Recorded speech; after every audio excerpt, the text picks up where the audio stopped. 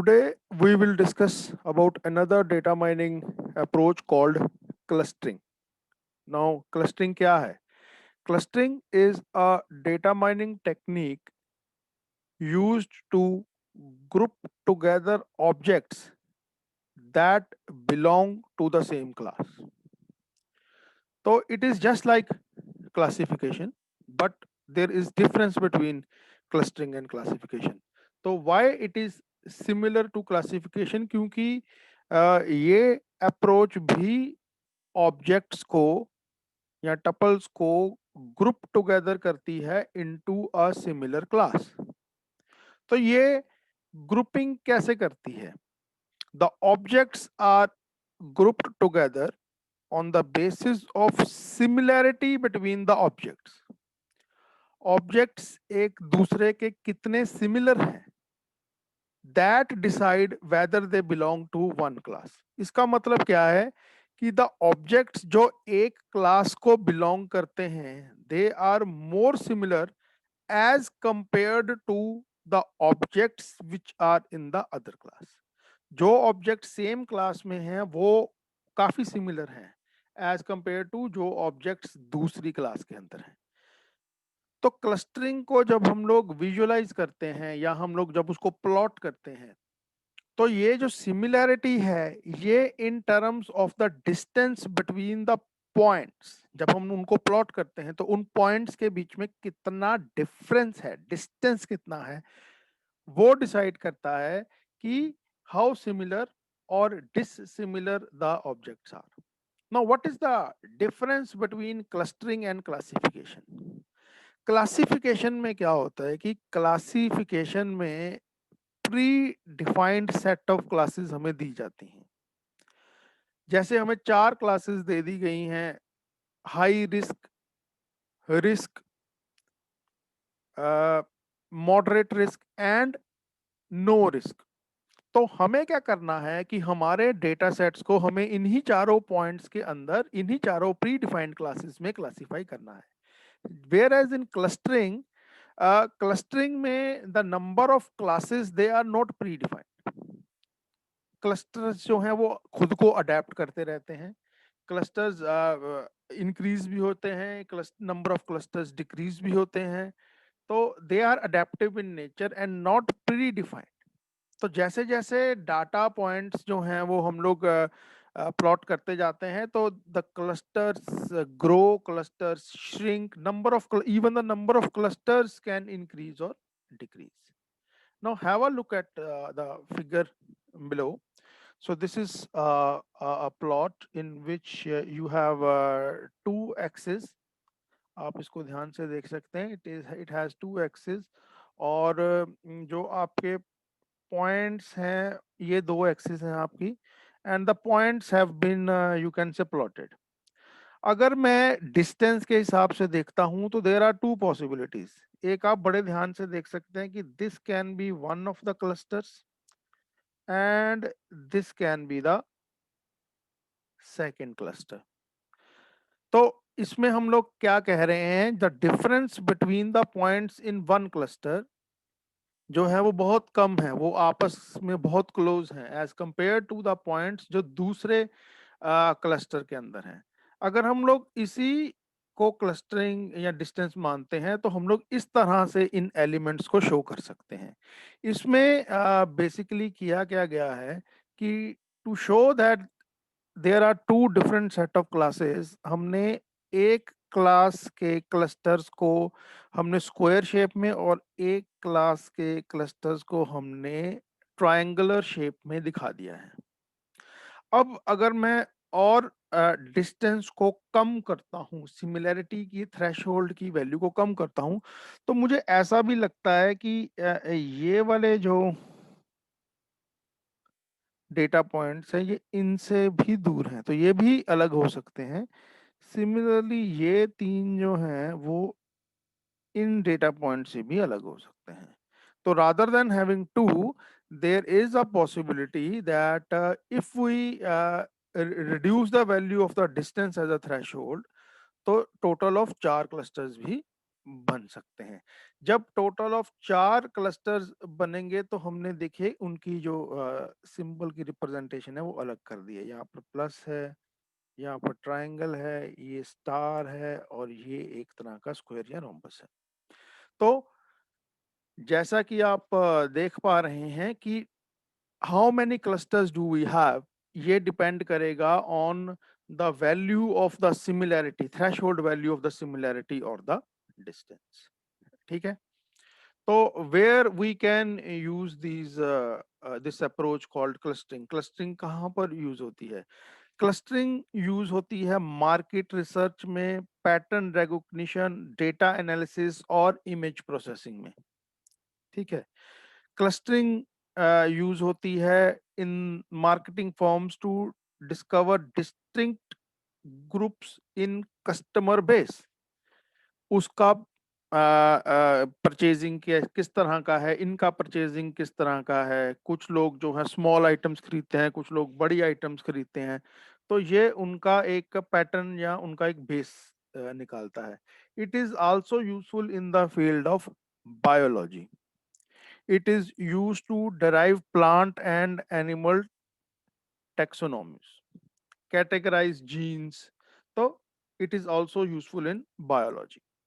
Clustering also helps in identification of areas of similar land use in the earth observation data.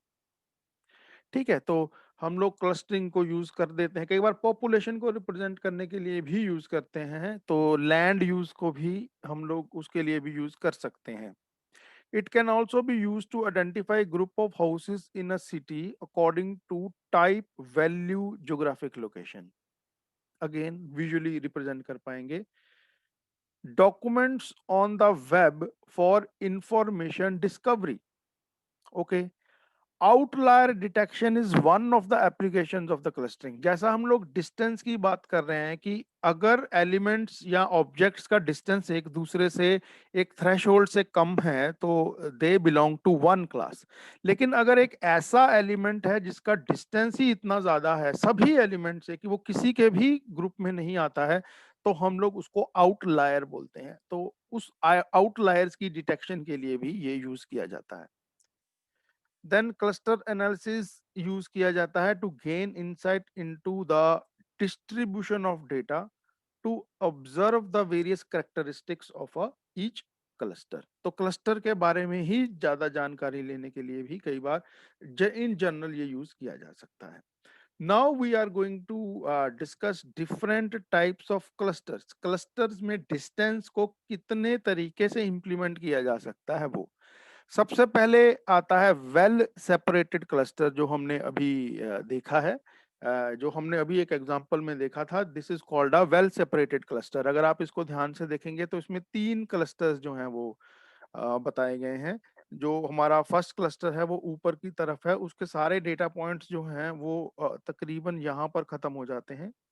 तो they are quite close to each other, लेकिन बाकी दोनों cluster से बहुत दूर हैं। ये जो दूसरा क्लस्टर है इसको आप ध्यान से देख सकते हैं, ये सारे डेटा पॉइंट्स इधर हैं और तीसरे क्लस्टर के सारे डेटा पॉइंट्स इधर हैं।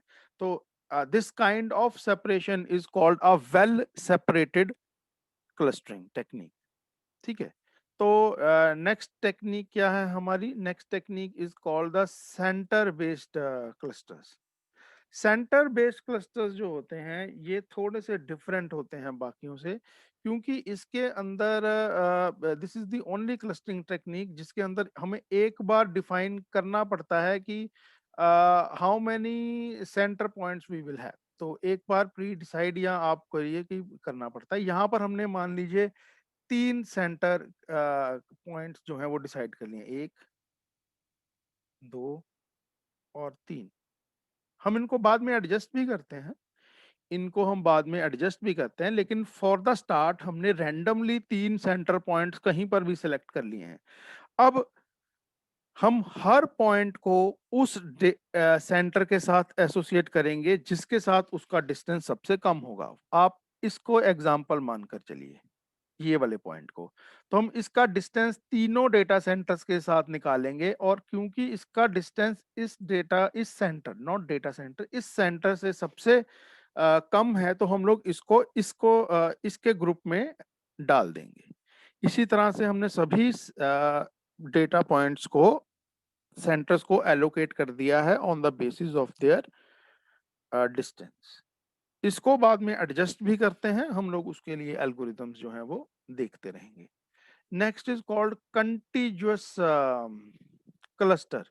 कंटीजुअस क्लस्टर्स क्या होते हैं? कंटीजुअस क्लस्टर्स जैसा आप यहाँ पर देख सकते हैं, एक पॉइंट दूसरे पॉइंट के कितने नजदीक है उसके हिसाब से जो है वो क्लस्टरिंग चल रही है। ठीक है, इसमें कोई ग्रुपिंग ऑफ क्लस्टरिंग नहीं है, लाइन फॉर्मेशन चल रही है कंटिन्यूअसली। जो एक डेटा जब हम लोग बनाना शुरू करते हैं, तो मैं लेट अस सपोज कि ये एक एग्जांपल है, तो इसमें मैं दो तीन पॉइंट्स जो हैं वो और लगा देता हूँ। जैसे मैं एक पॉइंट को यहाँ लगा देता हूँ, एक नया पॉइंट है यहाँ पर, एक नया पॉइंट आया है यहाँ पर, और एक नया पॉइंट आया है यहाँ पर। तो हम लोग इसका डिस्टेंस निकालते हैं कि इसके नियरेस्ट कौन है। तो हम सभी डेटा पॉइंट्स को कंसीडर नहीं करेंगे, हम लोग उस डेटा पॉइंट को कंसीडर करेंगे जो इस पॉइंट के सबसे नियरेस्ट है। Let us suppose this point is nearest to this point, तो हम लोग सिंपली उसको उस पॉइंट के साथ जोड़ देंगे। तो दैट मीन्स जब भी एक नया पॉइंट हम लोग डेटा पॉइंट को प्लॉट करते हैं, तो हम लोग देखते हैं कि उसके सबसे नजदीक कौन सा डेटा पॉइंट है, और उस डेटा पॉइंट को इस न्यूली प्लॉटेड डेटा पॉइंट के साथ जोड़ देते हैं। तो इस तरह से कंटीन्यूअस क्लस्टरिंग जो है वो लीनियर ऑर्डर में एक तरह की आगे बढ़ती जाती है। Next we have is density based clustering. Density based clustering का मतलब ये होता है कि how many data points are there in a particular you can say area within a specified area. इसमें आप देख सकते हैं, ये सबसे इंटरेस्टिंग ये है कि इसके अंदर क्लस्टर के अंदर भी क्लस्टर बनते जा रहे हैं। चाहे डेटा पॉइंट्स के अंदर का गैप बहुत कम है, लेकिन डेंसिटी कम होने के कारण हम उसको उसके साथ जोड़ नहीं पा रहे हैं। अगर आप ये ग्रीन पॉइंट यहाँ पर देख रहे हैं, तो ये काफी क्लोज चला गया है इन पॉइंट्स के साथ में, लेकिन वो डेंसिटी को नहीं दे रहा है। ये देखिए, ये भी जीरो, ये जो पॉइंट है ये इस क्लस्टर के साथ बहुत ही नजदीक में है, लेकिन डेंसिटी में नहीं आता है। ये पॉइंट्स भी अगर आप ध्यान से देखेंगे तो ये काफी सिमिलर या काफी क्लोज हैं इन पॉइंट्स के साथ, लेकिन फिर भी उसका पार्ट नहीं है क्योंकि डेंसिटी कम है। लेकिन अगर आप ये वाला देखेंगे तो इसमें सारे पॉइंट्स जो हैं वो डेंसली एक दूसरे के साथ जुड़े हुए हैं, और ये cluster with in this big cluster, इस बड़े क्लस्टर के अंदर ही है, लेकिन फिर भी सेपरेशन है। क्योंकि चाहे यहां से अगर हम देखें या यहां से हम देखें, तो ये जुड़ जरूर रहे हैं, लेकिन उस डेंसिटी के साथ एक दूसरे के साथ नहीं जुड़ रहे हैं। तो डेंसिटी बेस्ड क्लस्टर क्या है? डेंसिटी बेस्ड क्लस्टर वो होता है जिसमें the number of data points जो होते हैं within a specified region ज्यादा होते हैं, तो हम लोग उनको एक क्लस्टर मान लेते हैं। तो how many types of algorithms that we have for the clustering? हम सिर्फ पार्टीशनिंग मेथड के ऊपर बेस्ड एल्गोरिदम को ही ध्यान में रखकर करेंगे, लेकिन still there are number of approaches that exist to assign objects to the cluster. Some of these are partitioning method, hierarchical method, density based method, grid based method, model based method, and constraint based method. So let us discuss what is partitioning method. Partitioning method is used to partition the database of n objects into k partitions of data. So total number of tuples or the data points that we have are n, और हमें उनको कितने partitions में divide करना है into के partitions. तो इसका मतलब क्या है कि हमने मान लिया है कि हमारे पास predefined number of clusters कितने होंगे के। तो ये कौन सी टाइप ऑफ पार्टीशनिंग को फॉलो करता है? सेंटर बेस्ड पार्टीशनिंग को फॉलो करेगा, क्योंकि सेंटर बेस्ड पार्टीशनिंग ने हमने देखा था कि द नंबर ऑफ सेंटर्स जो हैं वो हम लोग पहले से ही डिफाइन कर लेते हैं। ठीक है, तो what should be the value of K? K should always be less than equal to N, so that we should have at least one point in each clusters. Generally, the number of clusters is very much less than the value of n, so that we can have a large number of grouping of data points in a single cluster. तो clustering के लिए हम लोग जो partition based clustering है उसके लिए दो एल्गोरिदम्स यूज कर सकते हैं. One is called K mean and the other one is called के मीडियोइड. तो हम लोग किसको फॉलो करेंगे? हम लोग एक बार के मीन एल्गोरिदम को फॉलो करेंगे.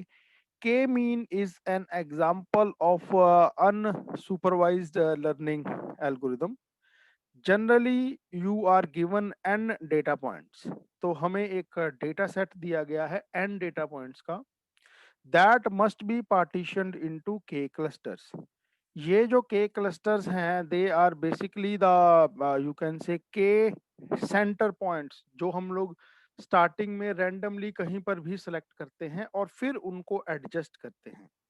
एडजस्ट का मतलब ये है कि हम लोग depending upon the mean with in that cluster, single cluster, हम उसका मीन निकालते हैं और चेक करते हैं कि क्या के की वैल्यू उस मीन के इक्वल है. अगर नहीं है तो हम लोग के को शिफ्ट करते हैं, यानी सेंटर को शिफ्ट करते हैं. जब वो शिफ्टिंग बंद हो जाती है that is our final clusters. ठीक है. तो हम लोग सबसे पहले इसको एक एल्गोरिदम के रूप में देखने से पहले हम लोग एक एग्जाम्पल देखेंगे. उस एग्जाम्पल के बेसिस पर हम लोग एल्गोरिदम को समझने की कोशिश करेंगे. तो ये आप स्क्रीन के ऊपर एक इमेज देख सकते हैं. This image shows some of the data points which have been plotted on the graph. It is called a scatter plot.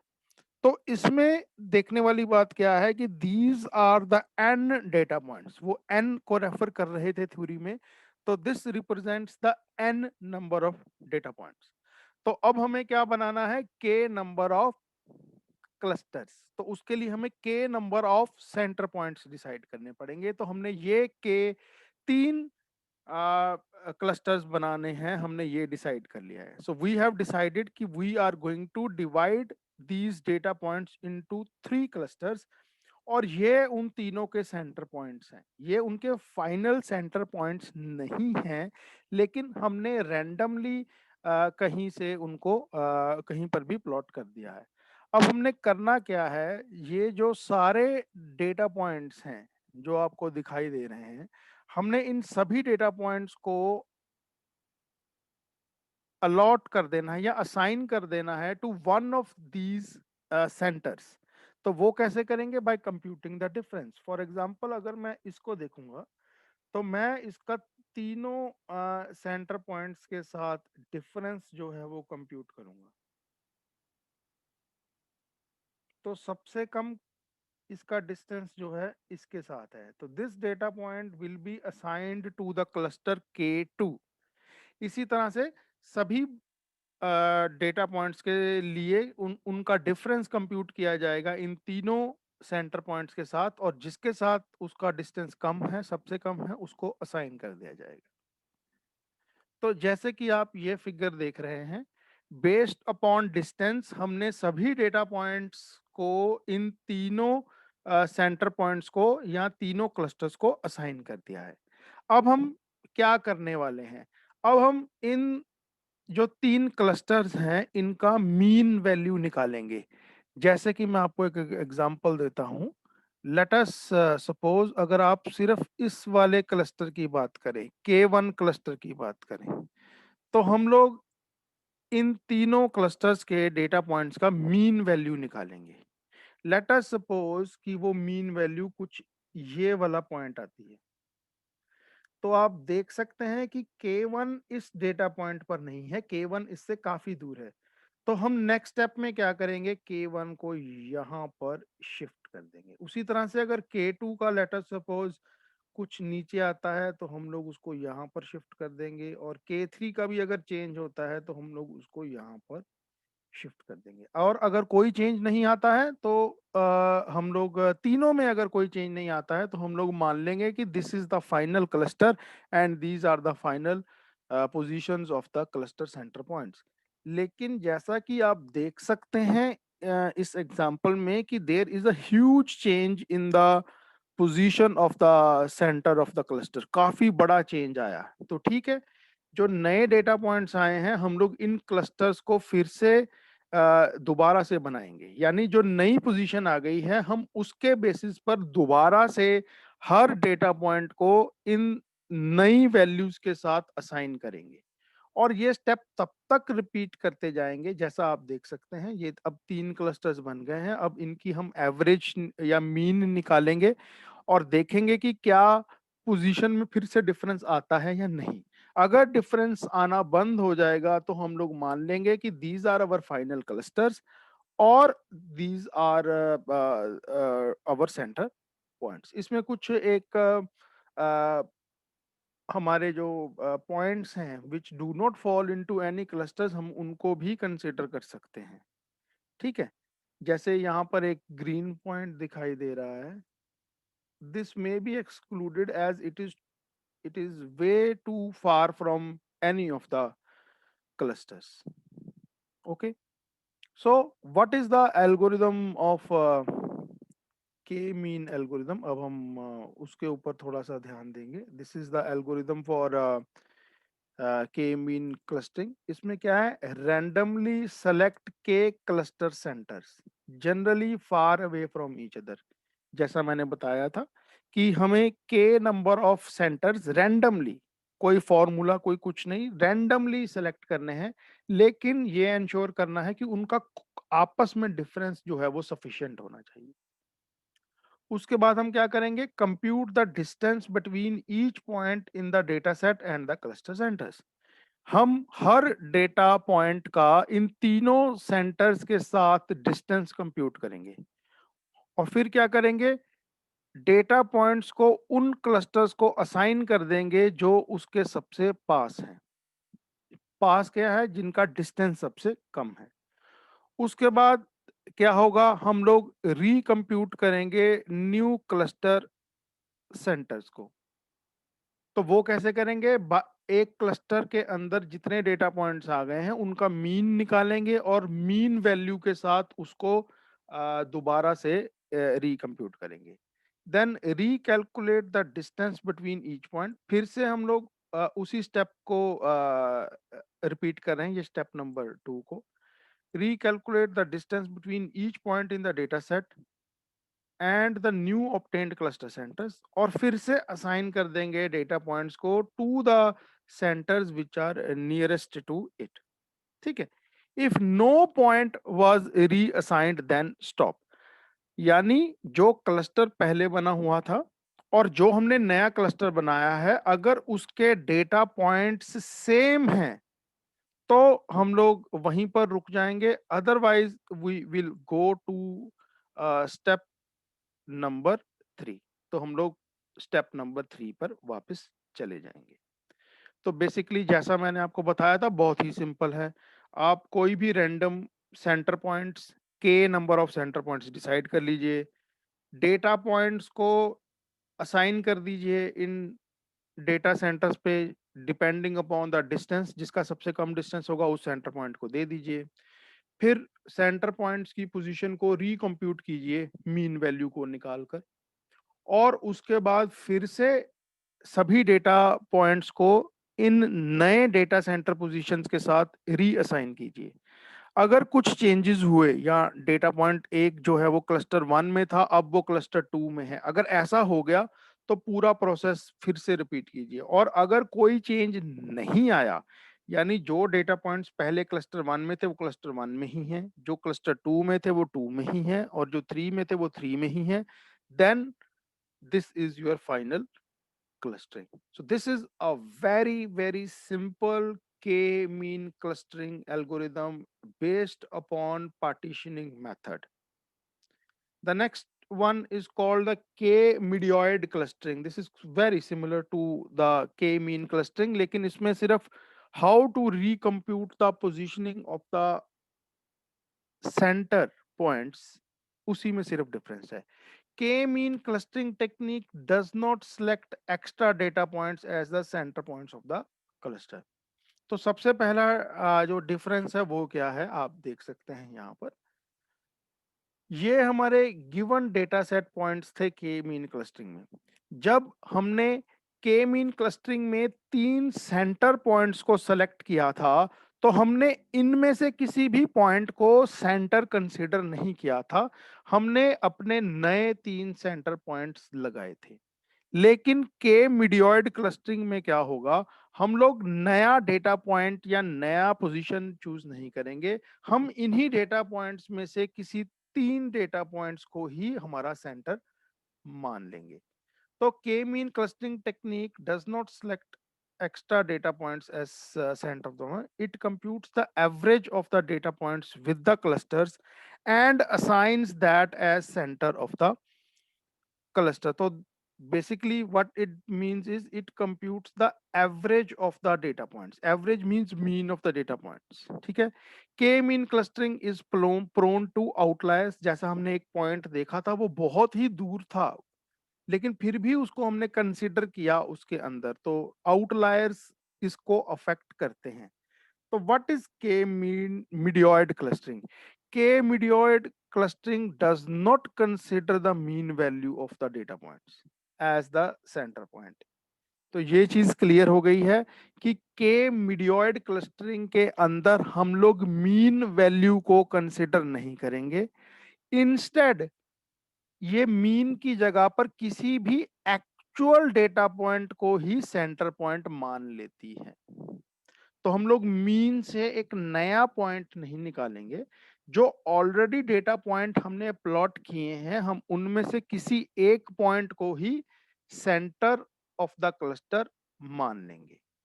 The representative points from all the clusters are called medoids. यानी ये जो centre points हैं सभी के सभी clusters के, हमारे example में मान लेते हैं 3 हैं, तो हम लोग इनको मिडियोइड्स मान लेते हैं। The remaining non-selected points of the clusters are then clustered using the representative data point to which it is most similar. वही आ गया डिस्टेंस, जिसका डिस्टेंस उससे कम है हम लोग उसको मान लेते हैं। Rest of the algorithm works as same, यानी और कोई डिफरेंस नहीं है के मीन और के मीडियोइड के अंदर। के मीन के अंदर क्या होता है, हम लोग मीन वैल्यू के हिसाब से चलते हैं, लेकिन के मीडियोइड में हम लोग एक्चुअल डेटा पॉइंट्स के हिसाब से चलते हैं, ना कि मीन वैल्यू से। तो फर्स्ट स्टेप इज सेम।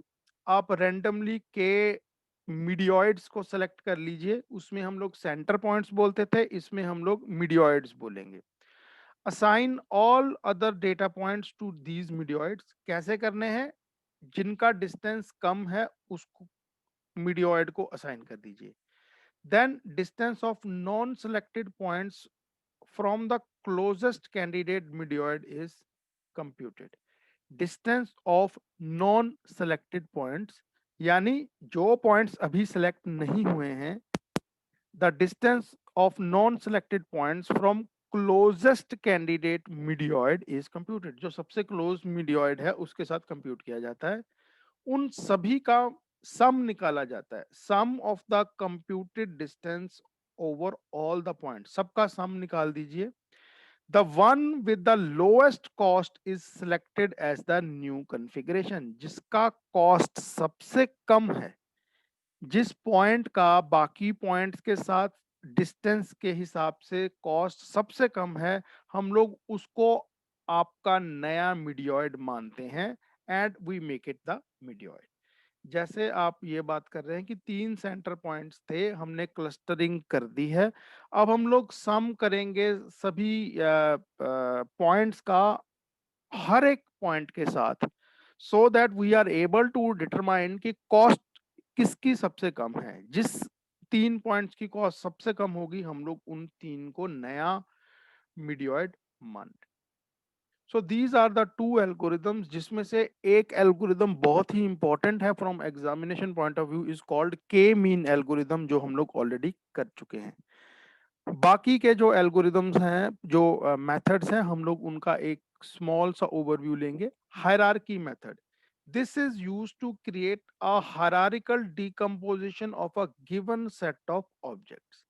इसमें क्या होता है कि let us suppose we have 5 data points.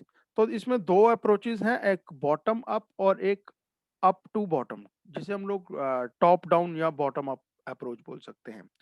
तो बॉटम अप अप्रोच में क्या हो सकता है कि हम 5 में से किसी 2 पॉइंट्स को ले लेते हैं, फिर जो पॉइंट्स उस उन पॉइंट्स के पास में हैं हम लोग उनको उनके साथ जोड़ देते हैं, धीरे धीरे करते हम लोग एक क्लस्टर बना देते हैं। इसका मैं आपको एक एग्जांपल दे देता हूँ हायरार्की का। तो let's just consider this example for the hierarchy, the things will be much more clearer to you.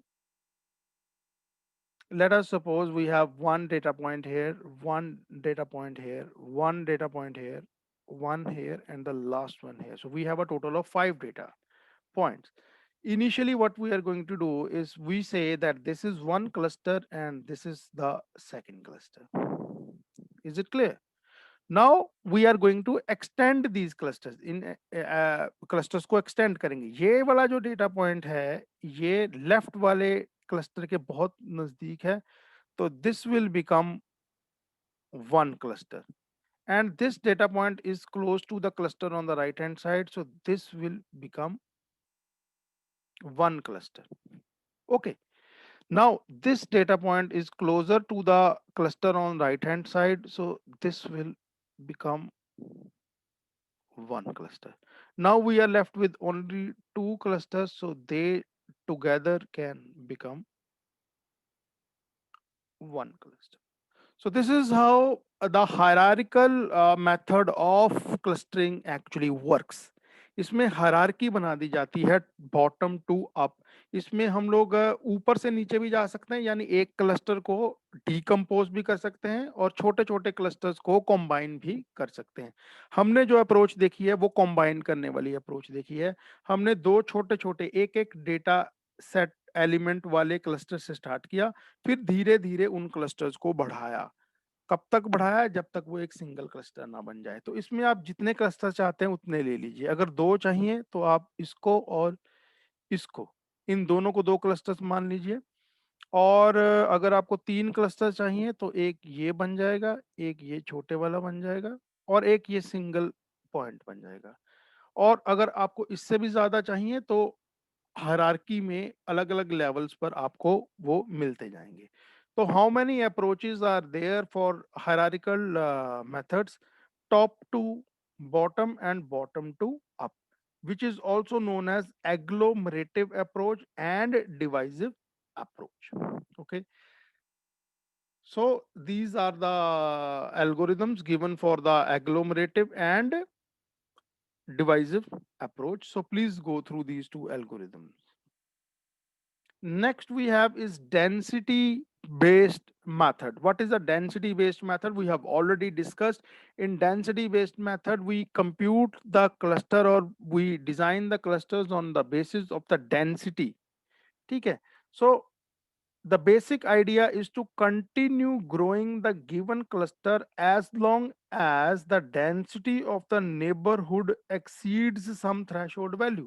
यानी एक क्लस्टर स्टार्ट हुआ है, वो क्लस्टर तब तक ग्रो करेगा जब तक वो डेंसिटी पैरामीटर को जस्टिफाई करता है। जैसे ही जब एक क्लस्टर ग्रो कर रहा था एकदम से डेंसिटी कम हो जाती है तो वो क्लस्टर खत्म हो जाएगा और एक नया क्लस्टर आगे से स्टार्ट हो जाएगा। अगर दो क्लस्टर्स के बीच का जो खाली वाला गैप था अगर नए डेटा पॉइंट्स के साथ वो भी फिल हो जाता है तो दोनों क्लस्टर्स एक हो जाएंगे। मैं आपको इसका एक एग्जांपल दे देता हूं जिससे आपको इजीली अंडरस्टैंडिंग हो जाएगी। जैसे ये कुछ डेटा पॉइंट्स हैं, ये कुछ डेटा पॉइंट्स हैं और ये कुछ डेटा पॉइंट्स हैं। तो आप अगर ध्यान से देखेंगे तो हमारा जो फर्स्ट क्लस्टर है वो यहाँ से बनना शुरू हुआ और इस डायरेक्शन को मूव करना शुरू हुआ, लेकिन वो यहाँ पर आकर खत्म हो जाएगा क्योंकि इसके बाद एक खाली सा गैप आ जाता है। तो this becomes our first cluster and this becomes our second density based cluster. तो हमारे पास टोटल क्लस्टर्स कितने बन गए? Density based 2। लेकिन अगर थोड़ी देर बाद नए डेटा पॉइंट्स प्लॉट होते हैं यहाँ पर तो ये 3 क्लस्टर्स नहीं बनेंगे, इनफैक्ट दो क्लस्टर्स के बीच का जो खाली गैप था वो भी फिल हो गया है। तो ये 2 से 3 बनने की बजाय 2 से 1 बन जाएंगे। So what is a density based cluster? Density based cluster है क्या? वो तब तक ग्रो करता है जब तक वो डेंसिटी को मेंटेन कर पाता है या जस्टिफाई कर पाता है। अगर वो नहीं कर पाता है तो फर्स्ट क्लस्टर खत्म हो जाता है और नेक्स्ट क्लस्टर बनना शुरू हो जाता है। और अगर उनके बीच का गैप, दो क्लस्टर्स के बीच का गैप भी फिल हो जाता है तो हम लोग उसको एक कर देते हैं। तो इसके लिए we have DSCAN algorithm and there are many other algorithms that can be used for creating density based clusters. The next is called the grid based method. इसमें क्या होता है? The objects or points using grid based method together form a grid. The object space is quantized into finite number of cells that form the grid structure. Grid based clustering provides fast processing time. इसमें बहुत ही fast तरीके से हम लोग clustering कर सकते हैं। The idea basically is to create the grids. Grids हमने एक देखा था जिसमें कंटिन्यूअस लाइंस जो हम लोग बनाते हैं, तो that is one of the methods of the grid based approach. The last one is called the model based methods. In this method, a model is hypothesized for each cluster. तो हम लोग एक hypothesis create करते हैं for each cluster to find the best fit of data for a given model. यानी हम लोग सबसे पहले एक मॉडल को माइंड में रखते हैं, फिर उस मॉडल के लिए हम लोग एक बेस्ट फिट जो है वो ऑफ द डेटा को हम लोग सेलेक्ट करते हैं। Then clustering of density function is used to locate the clusters. It reflects spatial distribution of the data points. Spatial distributions is basically the distance on the of the data points from each other. जैसे हम लोग geographically हम लोग representation करते हैं data points की, कुछ उस तरह से इसकी रिप्रेजेंटेशन करता है। Also, the number of clusters are automatically determined based upon the standard statistics. Like I said, spatial means something related to geographically located area. So this is very useful जब हम लोग लैंड बेस्ड या population based कुछ clustering करना चाहते हैं तो it therefore yields robust methods. तो हम लोग मॉडल बेस्ड मेथड की बात कर रहे हैं, तो ये किसी मॉडल को दिमाग में रख के क्लस्टरिंग की जाएगी। It is not based upon well defined और पार्टीशनिंग बेस्ड और सेंटर बेस्ड क्लस्टरिंग, ऐसा कोई भी चीज दिमाग में नहीं रखी जाती है। इसमें एक मॉडल को माइंड में रखा जाता है और then we start creating the clusters, and it is particularly useful if your data represents some kind of spatial or geographical distribution. So with this we come to the end of the topic that is called clustering. इसमें हमने देखा कि clustering क्या होती है, how a clustering is similar to classification but it is very different from classification. ठीक है, similarity क्या है क्लासिफिकेशन के साथ and how still it is different from classification. उसके बाद हमने देखा कि how many types of clusterings can be used and after that we saw how many methods are there to create clusters. इसमें सबसे इंपॉर्टेंट हमारा है पार्टीशनिंग बेस्ड क्लस्टर, जिसमें हमने दो एल्गोरिदम्स की हैं, जिसमें सबसे इंपॉर्टेंट एल्गोरिदम है के मीन क्लस्टरिंग। उसके बाद हमने बाकी के मेथड्स देखे क्लस्टरिंग के। The second method was hierarchical method, third was density based method, fourth was grid based method, and the last one was called the model based method. So I hope you enjoyed this lecture. Was very interesting how the clustering can be formed, and you must have seen so many graphs around, but how the clusters are formed ये आज आपने सीखा होगा। I request that kindly go through this video lecture and the notes very carefully. uh, you should know how to define a cluster. You should know how to take an example of different data points and define that this is cluster 1, this is cluster 2. You should be able to tell the various applications of clustering, clustering कहाँ कहाँ use होती है। then you should be able to define partition based clustering and give an example and algorithm of k-mean and k-mediate clustering.